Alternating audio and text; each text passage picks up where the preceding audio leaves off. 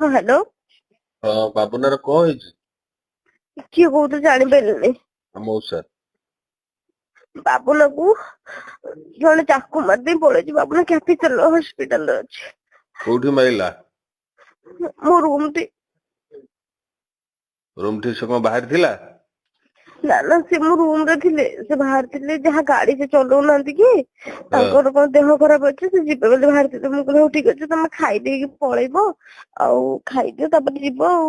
ମତେ କହିଲେ ହଉ ଠିକ ଅଛି ଆଉ ମତେ ପଇସା ଦିଅ ମୁଁ ଯିବି। ମୁଁ କହିଲି ହଉ ଠିକ ଅଛି ତ ପଇସା ନେଇକି ଯାଅ ଆଉ ତାପରେ ମତେ ଗଲେ ତାପରେ ମାନେ ଯେ ମୋର ଏକ୍ସ ଥିଲା ସେ କେମିତି ହଁ କୁହ। ଯେ ମୋର ଏକ୍ସ ଥିଲା ସେ ଜାଣିକି କେମିତି କଣ ମୁଁ ଜାଣିନି ସେ ଆସିକି ତ ମୁଁ ତ କାର କହିଲି ଏକ୍ସ ଥିଲା? ମାନେ ମୋର ଆଚ୍ଛା ହଁ ତ ସେ ତାଙ୍କୁ ଚାକୁ ମାଡ଼ କରିଦେଇଛନ୍ତି। କିଏ? ତାର କୋଉଟା? ତା ଘର ଡିଟେଲସ ମୁଁ ସବୁ ଜାଣିଛି ଭାଇ।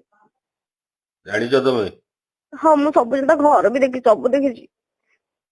ତମେ ଅଛ ମେଡିକାଲରେ? ହଁ କ୍ୟାପିଟାଲ ହସ୍ପିଟାଲ। କ୍ୟାପିଟାଲ ଅଛ ତ? ଆଜ୍ଞା ତାକୁ ଆଡମିସନ କଲଇଁ? ହଁ ମୁଁ କଲିଣି। ଆଚ୍ଛା ଡକ୍ଟର ଦେଖୁଛନ୍ତି। ମାନେ ତମକୁ ଡକ୍ଟର ଏବେ ଦେଖୁଛନ୍ତି ମାନେ କଣ ଆଡମିସନ ହେଲାଣି ନା ହେଇନି? ହଁ ହଁ ଅଧଘଣ୍ଟା ହେଲା ହେଲାଣି।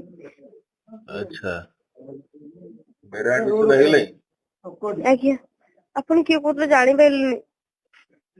ତା ମଉସା ତାଙ୍କ ମଉସା ବୋଲି କହୁଛି 6 ନମ୍ବର ମଉସା।